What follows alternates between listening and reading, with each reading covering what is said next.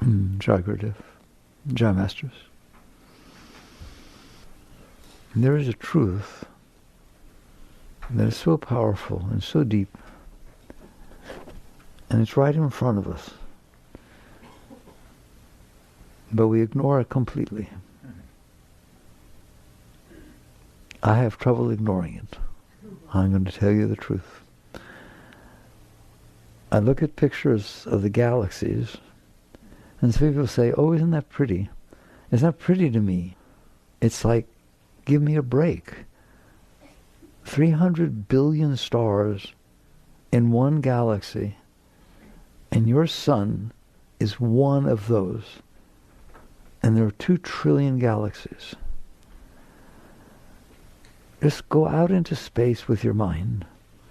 See the galaxies floating by as you travel at the speed of light, spreading out. And realize that at some point, when you look back, you're lost. You'll never find this place again. How would you ever find the place again? It's not a needle in a haystack. It's one needle out of 300 billion haystacks, of which there are 2 trillion of them. And you live on a tiny, you don't live on that galaxy, and you don't even live on that one star in the galaxy. You live on a tiny piece of dirt spinning around one of those stars. Please, please, I beg you, just while you're in here, will you let go of the absurdity of what you're doing with your life? The absurdity of what you're doing with your mind. It's like, I told you, 1.3 million Earths fit inside the sun. It's the truth. The truth has power. You have an obligation to pay attention to the truth. How do you like that? You do. You have an obligation. Why? Because it's the truth. It's that simple. And so basically this tiny piece of dirt is spinning around this one star, and I told you, your next nearest star is, I think, 4.3 light years away. That doesn't mean anything to you. Let's make it mean something. If I catch a beam of light, I'm holding it up over my head. Just a beam of light. I caught one little beam. If I hold it over the earth and I let it go for 1 second, it's circumnavigated the globe 7.5 times. Is that pretty fast? Go at that speed for 4.2 years every second. You'll reach the next star. There's 300 billion in your galaxy, and they're all kind of that far apart. Your next galaxy is, I believe, 2.5 million light years away. Imagine 2.5 million light years at the speed per second. That's how long it will take you to get there. You're not getting there ever. You may not ever get to the next star, but at the speed of light, it will take you 2.5 million years to get to Andromeda Galaxy, your next galaxy. There are 2 trillion of those. And what are you doing with your life? Can we discuss that? This is the truth. We can see it. We have telescopes. Man, the James Webb Telescope can see way out there. You remember that deep space photo, the deep field photo. They looked at the, and this was with the Hubble, but they also did it with the James Webb recently. They looked at the darkest spot in space that they ever have seen with any of their telescopes. And they believed there was nothing there because it's dark, okay? And they're really good telescopes, both the Hubble and Earth telescopes. This is the darkest spot. There's nothing. They took a long exposure photo, I forget how long it was, days or whatever it was, of that spot, and they were stunned. There were thousands and thousands and thousands of galaxies in that spot. What you see as a star, every one was a galaxy. If you took a straw, a regular drinking straw, not one of these big ones, there's a regular old straw, right? 6 feet long, and look through it, how much would you see? The longer it is, the less you see. That's what they took a picture of, and there were thousands and thousands of galaxies. Okay, it is the truth. So the question is, What's wrong with that? Nothing. It's true. You want to feel God? People want to feel God? Go there. Not a church or a temple or a synagogue. Go there with your mind, because you're in God. You're certainly not in you. You're not in teachings. You're not in books. You're way past all that, aren't you? All right? That is reality. That is what's created. All right. There's a lot of peace there. What does the Bible say? And you shall know the truth, and the truth shall set you free. That's the truth they're talking about. It's bigger than what you're doing with your life, isn't it? So that's reality. And if you go there, what happens to the astronauts? There's this thing called the overview effect. Ever heard that? They fly up there. They're engineers. They're Air Force people, military people, and the original astronauts and stuff. They fly up there, and they get off the Earth, and they see this little ball, blue, beautiful ball floating through outer space. Every one of them comes back a different person. They studied this. Psychologists studied it. NASA studied it. It's called the overview effect. Because you got out of your little space, how small is your space? Let's talk about this. I already told you that 1.3 million Earths fit inside the sun. How small is your space on the Earth?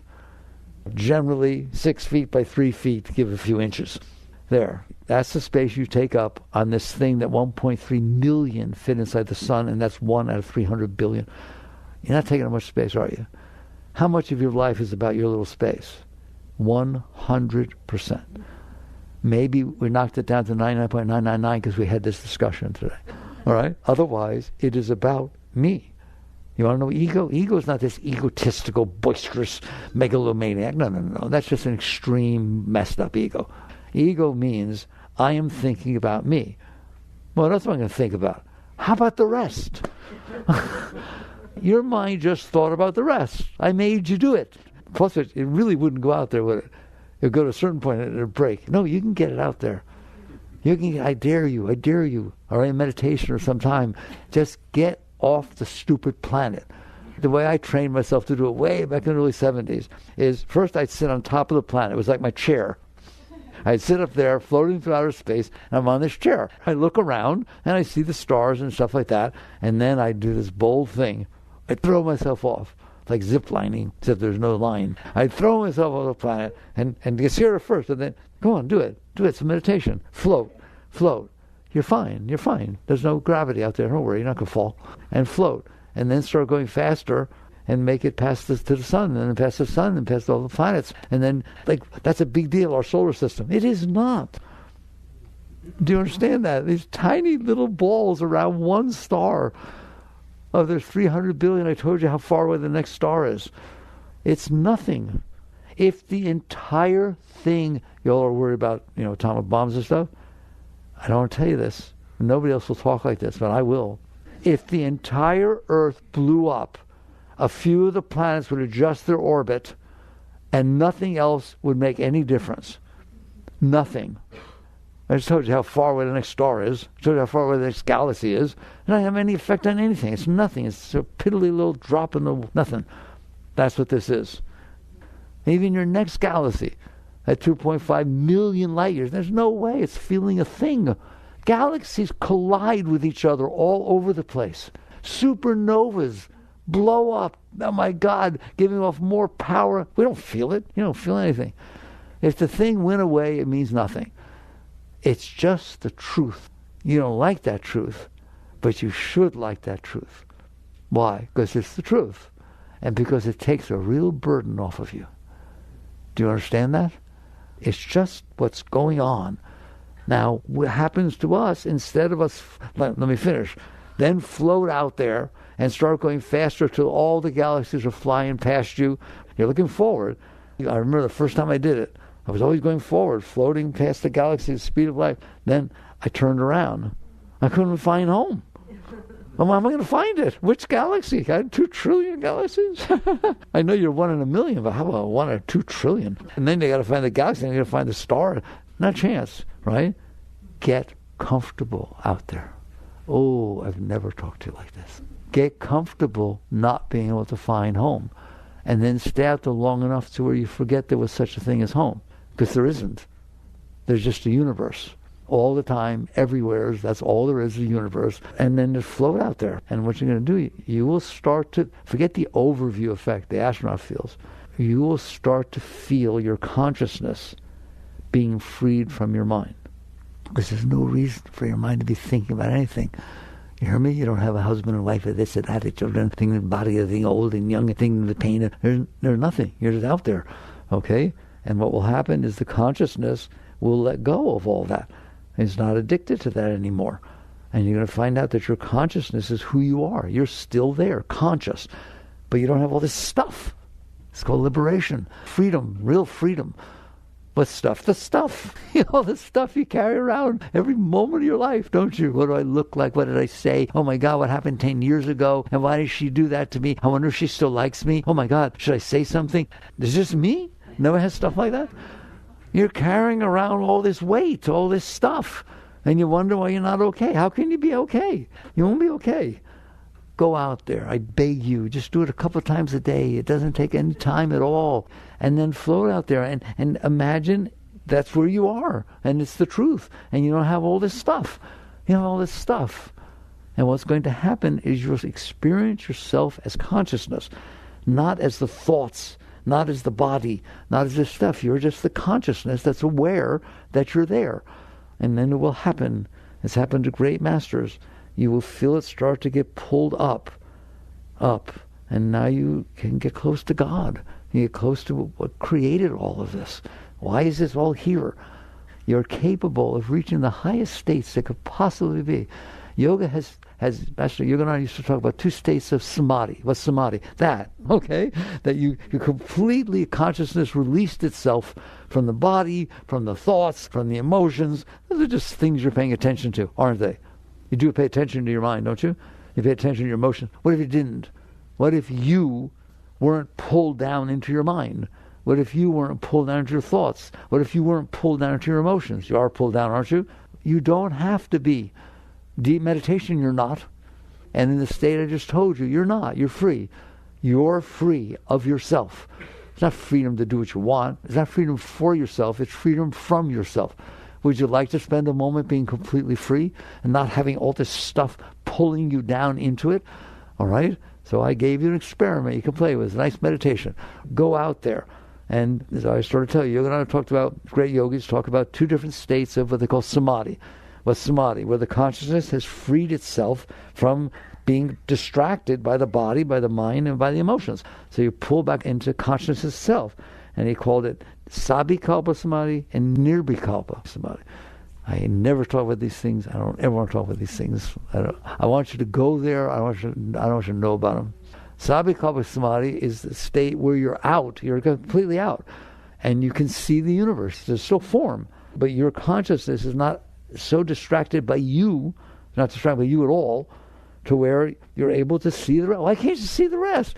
If you stare at a picture so much, you don't see anything else. Just stare at one thing. There's nothing else in the universe. What if you stared at nothing but that year after year, all the time? That's what you know. There's nothing else you know. Psychology says you're the sum of your learned experiences. That's your learned experience. There's no other learned experience. That's your universe.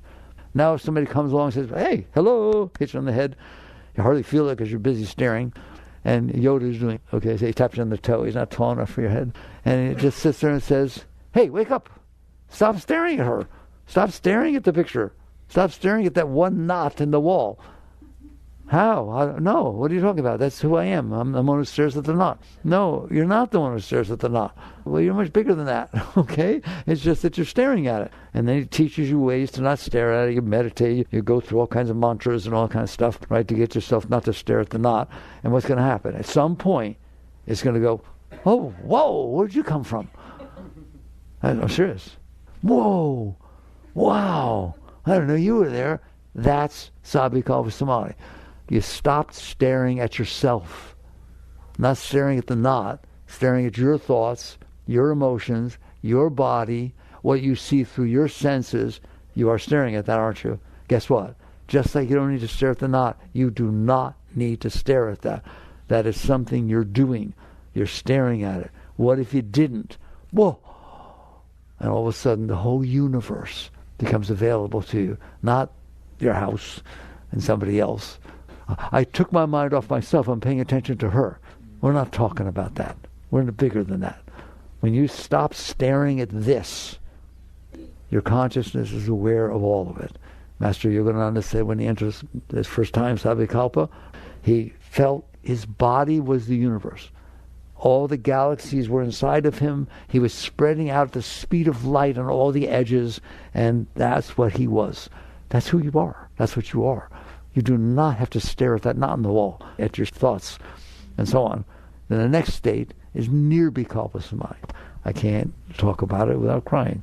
What's Nirvikalpa? Formless. That's you're free with form. You're still in form.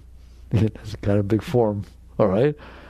When you go into Nirvikalpa, when the master is going to Nirvikalpa, there's just the void. That's what the Buddhists talk about, the void. Talk about non-duality. That your consciousness now is only aware of being conscious.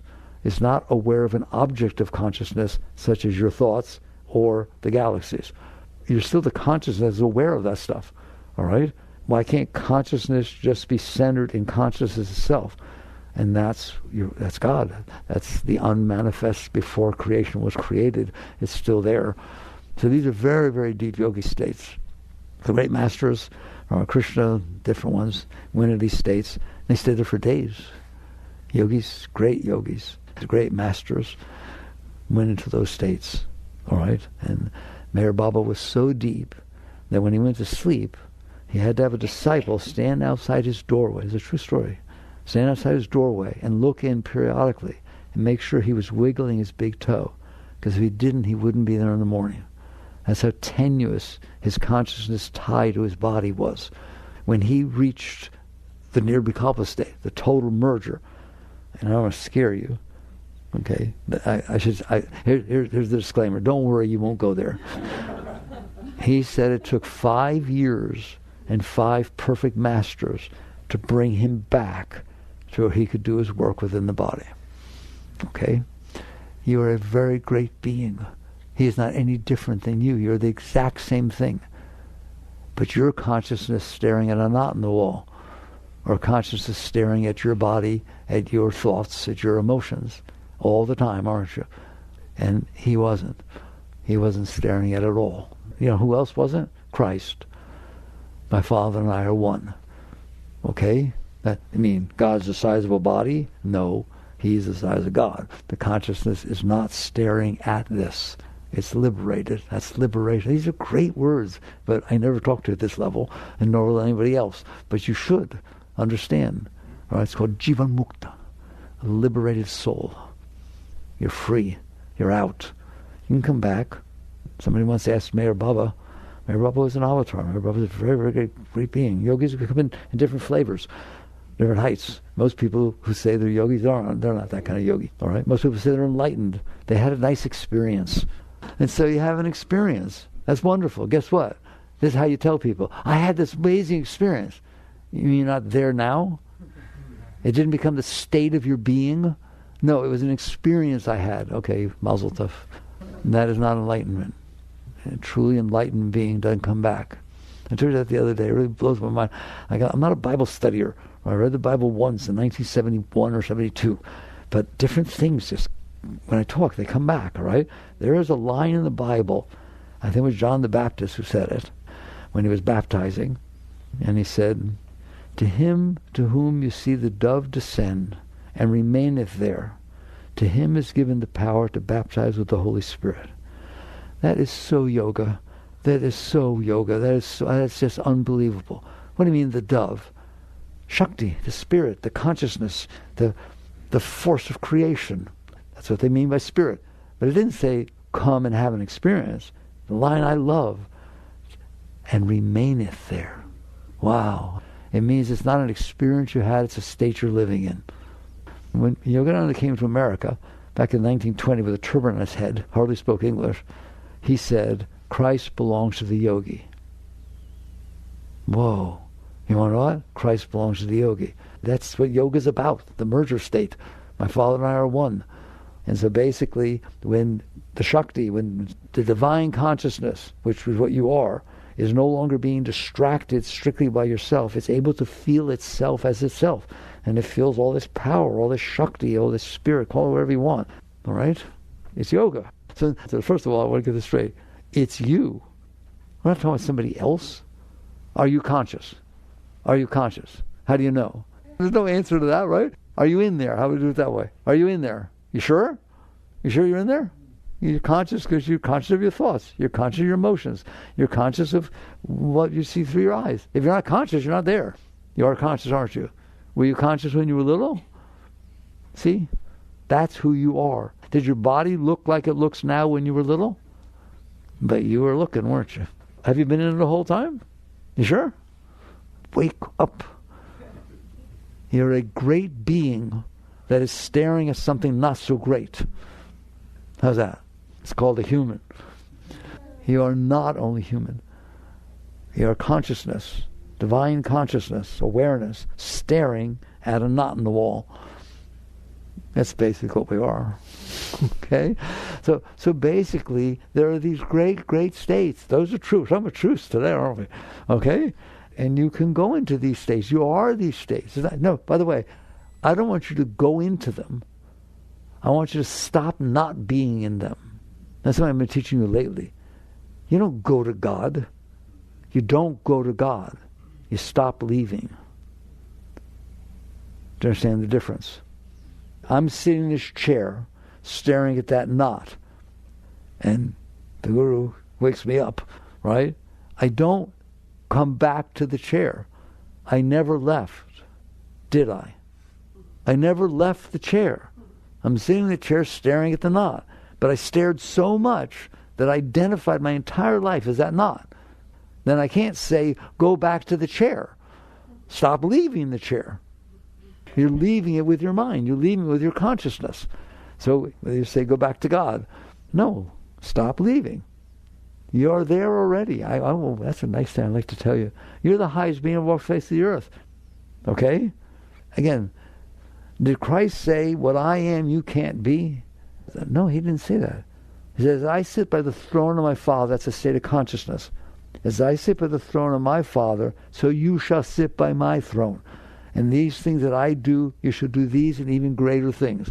And by the way, I just used the analogy of me sitting in the chair staring at the knot. Come back to the chair. So if I'm staring there, they ask Christ, well, where's the kingdom? He didn't say in a rack somewhere. He didn't say after you die. What did he say? The kingdom is within you. What does that mean? What I just told you. You are the consciousness. The kingdom is within you. That's who you are. You're the one who's staring at your thoughts. You're the one who's staring at your emotions, aren't you? You're already there. So now we can have a discussion. We laid the groundwork for truth. All right? Okay. So what's going on here? If I am truly the divine consciousness, which you are, my Father and I are one, right? You are the divine consciousness. There's only one consciousness. We said it with the Shema, didn't we? The Lord is one. One, non-dual. There's one.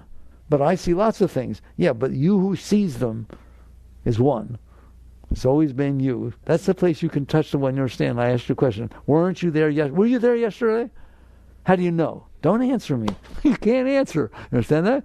You intuitively know you were there yesterday, don't you? Were you there last week?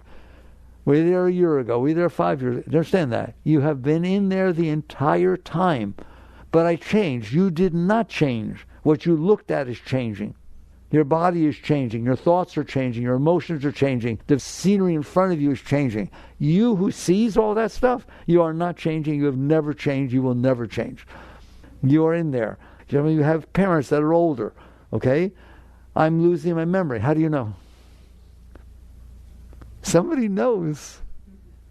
Who knows? The I am. I am losing my memory. I am sad. I am happy. Who's the I am? I am the consciousness, the awareness of being that is aware. I know that I know that I know because I know. I am that I am. What did God say to Moses? What's your name? If I have to go down to the Pharaoh, he's a pretty strong guy. They got a lot of gods. What should I tell him what God's sending me? What did he say?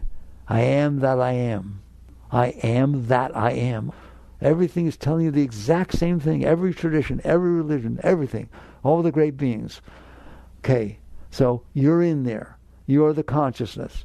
And that is a divine consciousness. It's by the way, that consciousness is watching your thoughts. The consciousness watching your thoughts is the same consciousness. It is just staring at something else. The sun has many rays, doesn't it? It's not just one solid ray. There's many rays. It's the same sun. It's coming from the same place. It's the same thing, but it falls on different objects. So the consciousness is staring at that, and the mosquito, that, and the roach, and that, and if it moves, God's in there. So this word, universal consciousness, I don't like it at all. Expanded consciousness. You're not expanding your consciousness. You're ceasing to contract it. If I'm staring at that knot in the wall, I don't expand my consciousness to see the rest of you. I stop staring at the thing. I stop constricting the stare of my consciousness to my thoughts, my emotions, my body, and what's coming through my eyes. I, me, mine. That's ego. I, me, mine. I'm staring at me. Are you staring at you? You've done it your whole life, haven't you? What do I want? What do I not want? I. That is something so great that is staring at your stuff.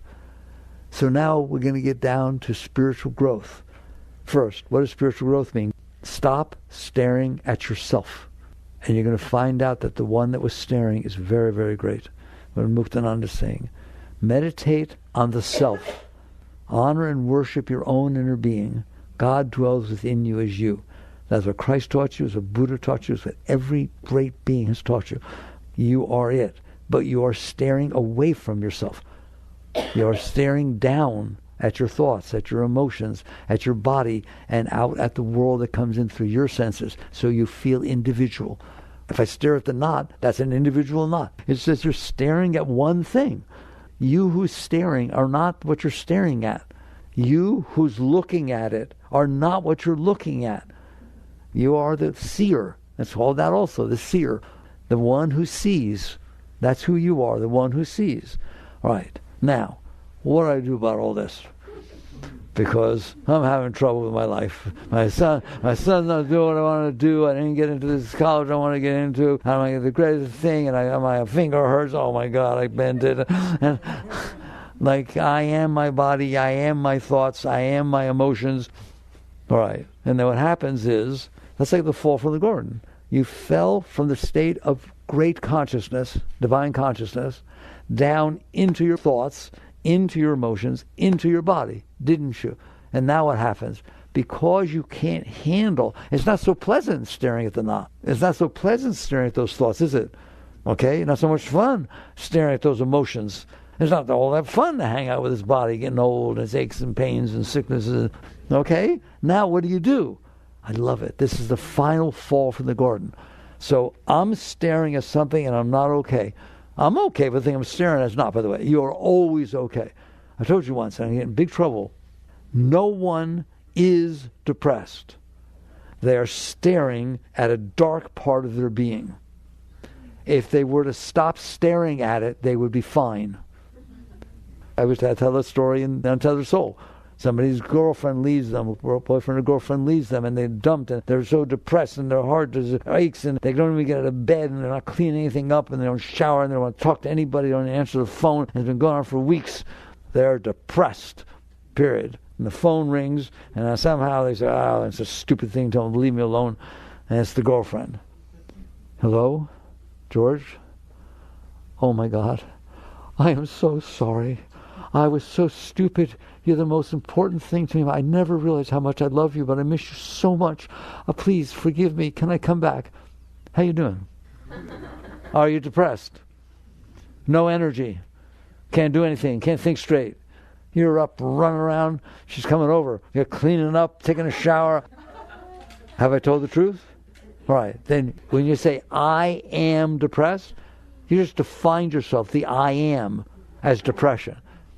You're not depressed. You're staring at a depressed part of your psyche. And how I know? Because what it says, I'll never be okay. She was the woman of my life, and how did I do? Why did I say that? I'll never be happy again. There. That's not you talking. That's your mind talking. They're called thoughts. Have them? You have thoughts? What if they're dark? Then you stare at dark thoughts. And that's what depression is. You stare at a closed heart. That's what depression is. Wake up to who you are. You know why it's nice to know this? Because you can get out. Nothing has ever tainted your being. No sins, no karma. Forget the whole stupid thing. That's stuff you look at. That's stuff you're carrying along with you. You do something terrible and hurt somebody, you feel guilty. Now you get to stare at that mess. The moment you let go of your personal self, it means nothing. The great masters teach that at the moment of true enlightenment, that awakening, all karmic seeds burn and fall off, will never affect you again. That's what I just told you, isn't it? Why? Because you stop staring at them. Here, carry 10 pounds in each arm, in each hand. Carry them. Walk, carry them. Guess what? The moment you let them go, they don't affect you ever again for the rest of your life. Okay, stop staring at this garbage, and it will have no effect on you. If it feels like I'm yelling at you, I am. So you're staring down at the thoughts, they bring you down, and then the heart brings you down, and then the body brings you down. Now, you're a very intelligent person. What do you do about it? You use the very mind that's having trouble. You go to the mind that's saying, oh my God, I don't know what to do. I'm saying, mind, what should I do? You do. You go to your own mind that's in trouble to say, what do I do about it? Because I'm going to tell you, I know what it's going to say to you. Every single time. It's going to say, well, when she was being nice to me, I felt better. So the answer is to get her to be nice to me. When I had a nicer house than the neighbor, till they built a nicer one than me, I felt pride. I was happy to bring people to my house. Now I've got a little bit of shame and this kind of stuff, right? When I was younger, I felt much better about myself. Now I'm older and I got things happening and so on, and I don't know, I feel good. And so the mind's going to say, get a facelift. And I don't mind if you get a facelift, by the way. I'm not talking against anything. I just want you to understand the process. Get a nicer house. Get a nicer car. Get a new girlfriend or boyfriend. Get more money. In other words, do something outside that used to make you feel better, or you think is going to make you feel better. I want to travel around the world. That'll make me feel better. I don't care what it is. I saw a movie once. The mind only knows what it has already experienced. You know much more. The consciousness, its intuitive understanding of truth is way beyond anything the mind will ever understand. But the mind is the sum of its learned experiences. That's what it knows. So if something made you happy before and you don't feel good, you want to do it again. And so the mind will push you out into the world. Its answer is always get something, lose something, change something, do something. It is always out here. Change the situation out here. Get rid of it or get it. And that will make you feel better inside. Because that's what the mind understands. It understands that things come in through the senses and they hit your psyche, and the psyche either feels good or bad. Doesn't it? Right? And so you are out there chasing, in a sense, chasing yourself. Whatever made the mind feel bad, make it go away. Whatever made it feel good, get it. Do you see what I'm saying? That's why they say that the world is a reflection of your inner self. It isn't. I don't want to say that. It isn't. The world is what it is. It's atoms behaving according to the laws of physics and chemistry and psychology. Right? It's science. That's what's out there, science. The weather is what it is. It didn't rain because it was your birthday. Why does it rain on my birthday? It didn't rain because it was your birthday. Why does it have to rain on my day off? It doesn't rain on your day off. It doesn't know it's your day off. It doesn't care it's your day off. You're doing that. You're projecting your problems out into the world and saying, oh, it fixed it. Look, the sun came out. God must love me. Maybe, but okay. Don't do that. The world is the unfolding of cause and effect. What is happening right at this moment is the result of everything that happened before, isn't it? Why are you here? Well, so I met somebody and this happened and that happened. Why were you a little bit late? Well, the coffee machine broke and I don't do without coffee. Everything is the result of every single thing that ever happened. That's what the outside world is. Every moment is the perfect representation of every moment that came before it. It is cause and effect. Here, psychology says your mind is the sum of your learned experiences. Guess what the world is? The sum of its learned experiences. And they have nothing to do with you. You weren't even here a moment ago. But this moment it was, and it is a result of everything that ever was. And so now you're stepping into this moment, and your mind is saying, I'm okay, I need this, and I want that, and this will make me happy if you do this. You don't sit next to her. No, sit next to her. I like her. And you're projecting your stuff out into the world, and you're saying, I need to change the world to be okay. And that's the final fall from the garden. Now you hit your head on solid rock, and you're out there working to be okay, are you not? Working is a nice word. Suffering, grabbing, manipulate. I like that word, manipulating. That's the word I like. You're manipulating people, places, things, situations, everything to try to get them the way that when they come in, you'll feel better. All right? What does it say in the Bible when you fell from the garden? Now you must work by the sweat of your brow to be okay. You know anything about that? And guess what this world teaches you to do? Work harder. Work harder and wiser. Go out and get what you need. No one has ever won that way, ever. The most powerful people, the rich. Come on, we got some really rich people making a mess, don't we? All right? And it's like, come on. I call that compensation. What you're trying to do is compensate for the fact that you're not okay. I'm lonely. Let's just take that one and we'll go deep because it answers every one. I'm lonely. Okay? What your mind will tell you to do is go out and find somebody. Why? Because you've had experiences, or at least you saw movies, where people found somebody and they weren't lonely anymore. Okay? And that's how you solve it. No, that is, you're not getting rid of loneliness. What do you mean? How do you know? Because if that person leaves you, you're lonely again.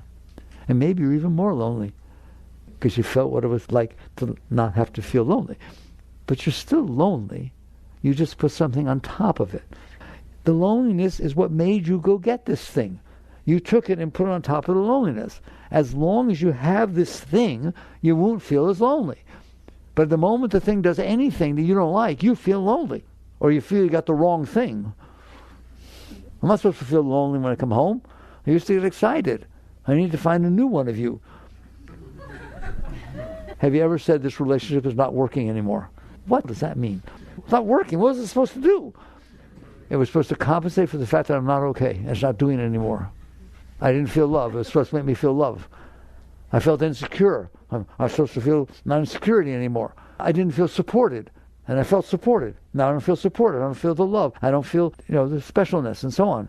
It's not working anymore. That's what you mean. It's not working anymore. You're a mess inside, and you expect that person to fix your mess. It's your mess. Why? I just told you, you're the highest being ever walked the face of the earth. You're so filled with love, you can't even see straight. All the time. You want to feel love? Wave your hand across your heart. It'll come pouring out of your heart. That's how hard it is to feel love. It's like air. It's always there. It's your natural state. Okay, so now you understand what's happening. You're out there, what do they say? Looking for love in all the wrong places. Okay? You're looking for it out there. Where do you feel love? Out there or inside? Then why are you looking for it out there? This is spirituality. Now you wake up. All right? What does that mean? You take a look and you realize, well, I keep getting messed up outside. It keeps causing suffering. I keep getting hurt. Why do you get hurt? Because I didn't get what I wanted. Why'd you feel good? Because I got what I wanted. So it comes down to, I didn't get what I wanted, and that hurt me. I can't believe you said that to me. Said what? I can't remember, but I didn't like it. Come on, you're caught in that all the time, every minute. And then you're out there trying to manipulate people, places, and things so you can feel a little bit better. I'm glad I started this conversation when we did. Feel better? You're in nirvana. There's nothing but absolute joy and love and Shakti and spirit pouring inside of you all the time. Well, why don't I feel it? Because you're looking at the knot. Because you're staring at something that is not experiencing that. And because even though you are complete joy and love and beauty and God, that's a nice word, all right? You are what in yoga we call Sat Chit Ananda. Ever heard that word? Say it with me. Satchidananda. Eternal conscious ecstasy. That's the word for you in yoga. And the word for God. They're the same. The word for the Atman is Satchidananda, and the word for Paramatma is Satchidananda. But they're the same thing. It's the same consciousness, all right? And I'm telling you, you are experiencing that right now. Right now. Well, why don't I feel it? Because you're staring at something that is not that. You're staring at your dark mind and your problematic heart and the world around you with all its conditions that have to be a certain way for you to be okay, and so on. You're staring at that to where you're completely addicted. Like I said, you're staring at the knot. Glad I started there. I could build on that, right? If you stare hard enough, then that's what you think you are, isn't it? There's nothing else going on inside of you. Doesn't matter. You're the light that's shining on something dark saying, I'm dark. No, you're not. You're light. But you're illuminating something that's dark. You are the light illuminating something that's dark. The light of consciousness illuminating the darkness of your thoughts, of your heart, of your conditions, and of what's happening when the world comes in. That's the truth. That's what it is. That's the human condition. The new book, Living Untethered, the subtitle is Beyond the Human Predicament. That's the human predicament. What do you do about it? At some point you wake up and you sit there and say, I will never be okay as long as I'm taking the part in that's not okay and expecting the world to fix it. I need to find out why I'm not okay. That's the difference. The example I always use that I see people get it is you're eating food that's making you sick. You got terrible stomachache, and you keep a real big stock of Pepto-Bismol. Every bathroom's got Pepto-Bismol, and kitchen counter, it's all over the place, and you use it a lot. Now you're eating food that makes you sick. You're running around, I can't find any Pepto-Bismol. I'm out of Pepto-Bismol. Oh my God, there's got to be some somewhere, right? You're looking all over your house. You're frantically looking to find the Pepto-Bismol. And a friend comes in, sees you running around, and says, what's wrong? I can't find the Pepto-Bismol. That's what's wrong, is it? Or what's wrong is that you're sick. What's wrong is that you're eating wrong. The Pepto-Bismol is to compensate for the fact that you have a stomach ache. Well, why don't we work with why you have a stomach ache instead of trying to find the Pepto-Bismol? Every single thing you're doing that's causing all this commotion is you're looking for the Pepto-Bismol. I'm not okay. I don't feel loved. My career's not going well. I'm getting old. I don't like what I look like. I used to be good looking and people aren't as attracted to me as much. And when I play the music, they used to clap and they don't clap anymore. All that stuff is Pepto-Bismol. It's an attempt to compensate for the fact that you're not okay inside. What the deep teachings teach you is instead of saying, what do I do about the fact that I'm not okay inside, you ask, why am I not okay inside? And you guys are easy to talk to now because I already told you. I started the conversation by saying how good inside you are. So it's not true that you're not good inside. You're just staring at something that's not. Okay, so what do I do about this? Not how do I compensate for it? It makes me cry. Have you ever said, if I get this, I'll be fine? Were you?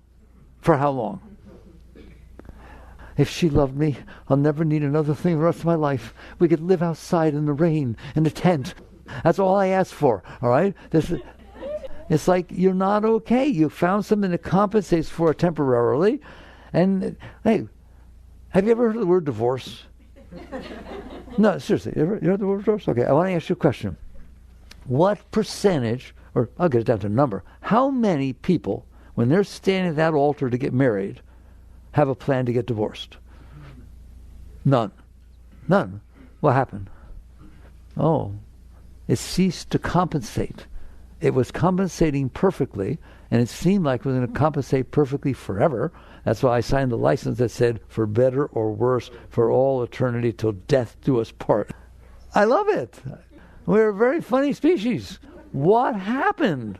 It stopped compensating. If you're compensating for everything I need, I ain't getting divorced. Oh, well, let's get remarried. Let's have a new marriage thing. Have another ceremony, a remarriage ceremony. That's wonderful. No, it stopped working. And then we started fighting, and then we started complaining, and then it all got ugly. Did it ever happen? Okay, that's why.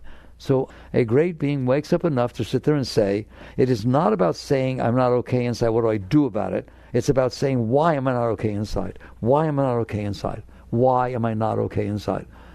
Now you're working inside instead of outside. You have now stepped on the spiritual path.